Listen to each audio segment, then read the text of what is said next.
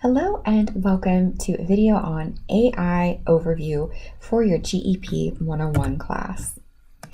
So today we're going to talk about just an overview of AI, why you need to know a little bit about it, when it's a good idea to use it, and when it's not. So AI is present in most industries and fields in this day and age. So even if you personally don't like to use AI very often or at all, it's good to have an understanding of when you may use it or why you would want to, and when it's going to be a good idea.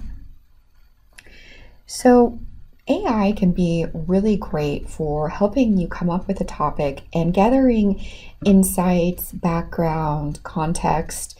This is especially nice if you're new to a topic and you need to know just a little more about it as an overview.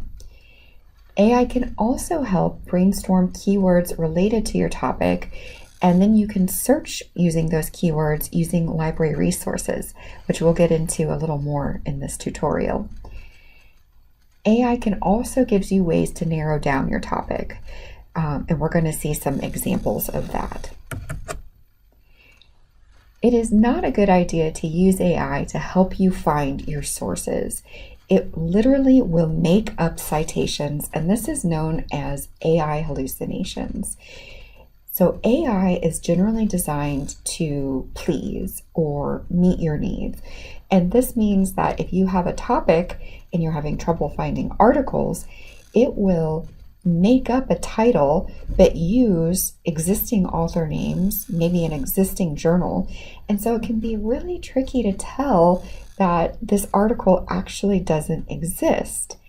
So while generative AI can be useful for outlining papers and help with your topic, also don't ask it to write your entire paper. We want to hear your voice. You will always refer to your class syllabus or instructions from your professor when it comes to AI use, and I wouldn't go outside of those bounds. For the purpose of your information literacy assignment that you'll be working on throughout the course of this tutorial, you will want to make sure you mention which AI tool you use, and we're going to go through a few of them right now. To start, we're going to look at Copilot because you automatically have a Copilot account. So if you go to Missouri State in the gray banner, go to 365, it is immediately going to pull up Copilot. So you've got this already as an MSU student. And we're going to prompt it with a question. So my topic is, or what I'm interested in, are topics related, I do have to spell correctly, to community gardens. And this is going to give me some ideas of things that are related to community gardens. And they're also going to be more narrow ideas because community gardens as a whole is a pretty big topic. And as we scroll through, you see all these different aspects of community gardens. And let's say I really want to focus in on the community and social impact. So I know that maybe food access and food justice are going to be terminologies that I can use to better describe my topic about community gardens.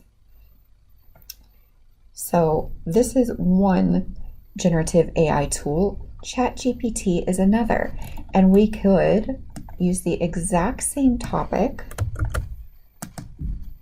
and ask it the exact same question. Now, with ChatGPT, you can create a free account, but it still has to create an account. Here we go. And again, it's going to break it down in a very similar manner. Some themes related to community gardens, and we see some very similar things.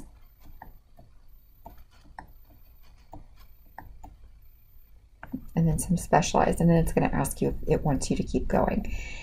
And you could drill down even further into any of these areas. Last but not least, you can use Google as AI. And ask the very same question And then this top section is going to be an AI overview of community gardens. And again, key topics, related themes. You may see some new ones. You may see some linked resources. So any of these three options are going to be good. And there are more generative AI tools. These are just the three that we are looking at for the purposes of this assignment. And let's go back to our very first one, Copilot, because I want to maybe get some keyword ideas now. Let's go back to food access and food justice. And I'm going to ask him,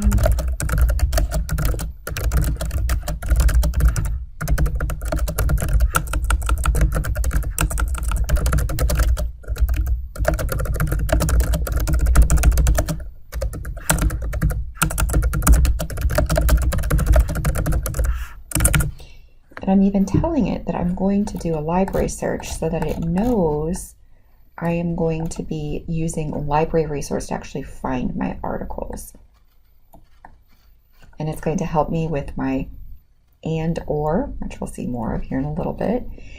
But here we go, some terminology ideas to get you going. So you could do community gardens and food access, food insecurity, alternative food networks, or we could get a little more into the justice and equity context of it. So this gives you an idea of how AI can help you think through your topic and have a better, more focused pathway before you even start your library research, which is what we're going to go get into in the next video. So stay tuned.